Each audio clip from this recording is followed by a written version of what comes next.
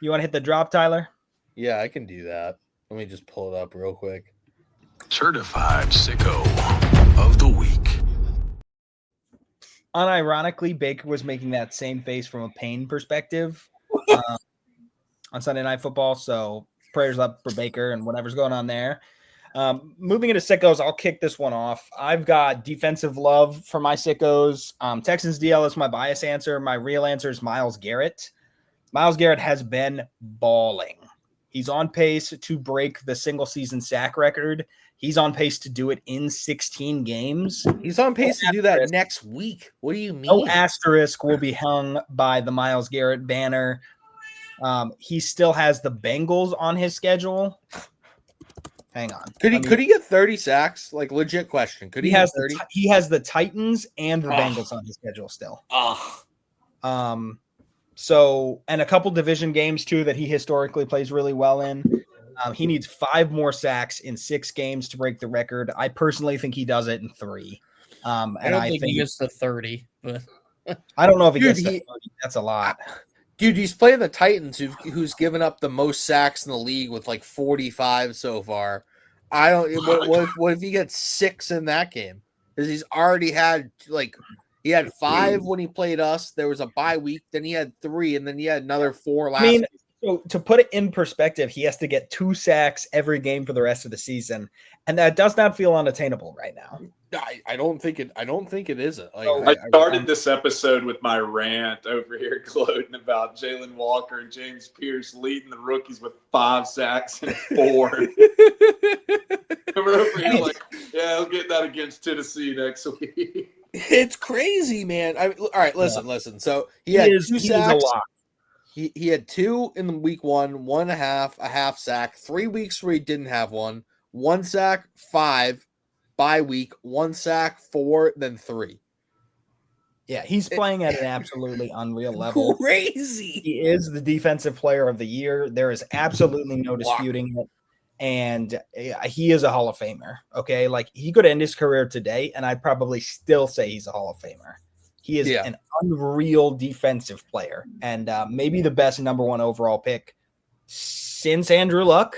Is that crazy to say? I mean, no, I don't think that's that crazy. I mean, I would agree with that. He's everything that they wanted Jadeveon Clowney to be. Wow. Okay. I didn't need that energy this evening. So you've been dishing it out. That's like you have been dishing it out. Bahookie been sitting here like patiently taking it too. Like, I know my man's feel. I know. I feel bad about it. No, you don't. No, you don't. Nor should you. Lie to your parents. Don't lie to me. All right. Somebody else go with their sicko. All right, I'll go. Jahmyr Gibbs, he had 15 carries this week, and he averaged 14.4 yards per carry. So he almost averaged more yards per touch than he had touches on the ground. I don't even understand. The stat breaks my mind. He had 219 yards rushing on 15 carries. What the hell is that? He had the overtime winner, which was just insane. Then he had 2 touchdowns, by the way. Don't want to forget that. Then on top of that, since Sam Laporta's on the IR, probably out for the rest of the season, he had 12 targets, caught 11 of them for 45 balls and another touchdown.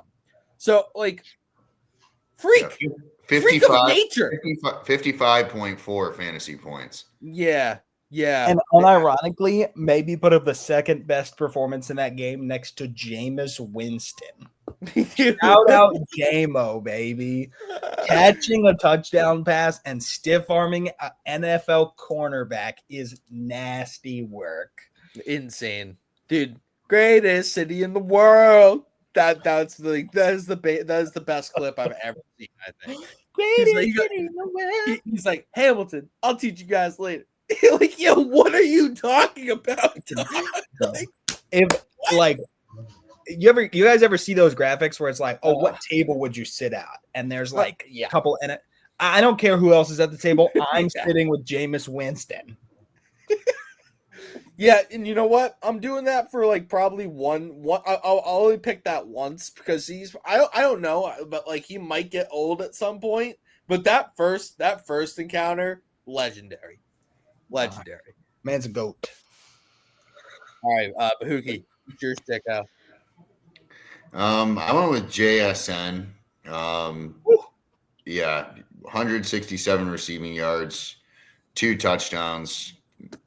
Guy's been doing it all year, but game was a little bit closer than I was anticipating, but they got out of there with the dub. You take the dubs. You don't apologize about them in the NFL. And yeah, I'd say that's sicko status. Do you guys realize broke the Seahawks franchise receiving record with 6 games left to play this season? Yeah. Absolutely absurd. That's a crazy statistic. That is not a young franchise. I don't know if I said they've on had this some show. Great receivers. I don't know if I said on this show, but again, since I said it in the offseason, but I was really high on the Seahawks like movement this offseason with like moving off of Geno, picking up Sam Darnold. So you traded Geno for a third, then you signed Sam Darnold for less money than Geno got extended for. Then you trade DK Metcalf, get a 2nd round pick for him, and then open up JSN to become the best receiver in the league. And you spent less money, you got younger, you got better, and you added a 2nd, a 3rd to your draft. But like, who had a better offseason, really? Like in terms of finessing the fuck out of somebody. I don't know, man. Like that shit is legendary. Just actually use Kenneth Walker, I'd feel great about it. I bet the Vikings would give up a bag of chips and some footballs for Sam Darnold right about now. Dude, what about Daniel Jones? They had both of them. I think the Vikings would trade 9 for just about any starting QB in the league right now. 9, dude, that was the worst. They probably saw James. You got a Falcons guy on the podcast trotting out Kirk Cousins' old ass coming out of Minnesota. That's why they're playing Max Brosmer. We all know he sucks. Like Max Brosmer, he's not going to play all that well in this game coming up. Like, come on now. Max Brosmer got the call and was like, "Me? Yeah, what? Me?"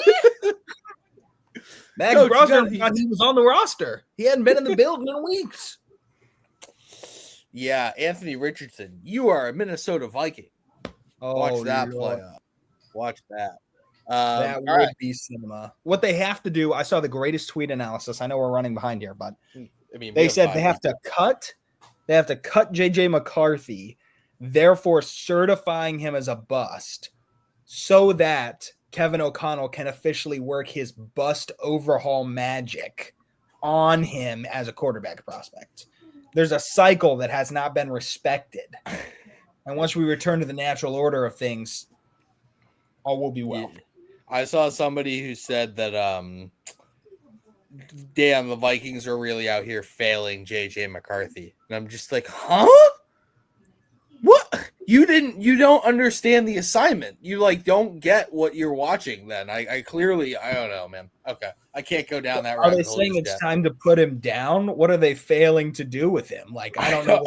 I don't know, dude. The best wide receiver in the league, an all-world left tackle, and maybe the best quarterback coach in the nation, and then we're failing him?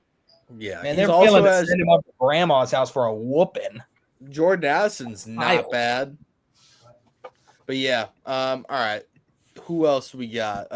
Louie, go for it. I went with mine already on the sicko. Yeah, that's right. I haven't gone. Real quick, because I already touched on him a little bit accidentally. I went with George Pickens.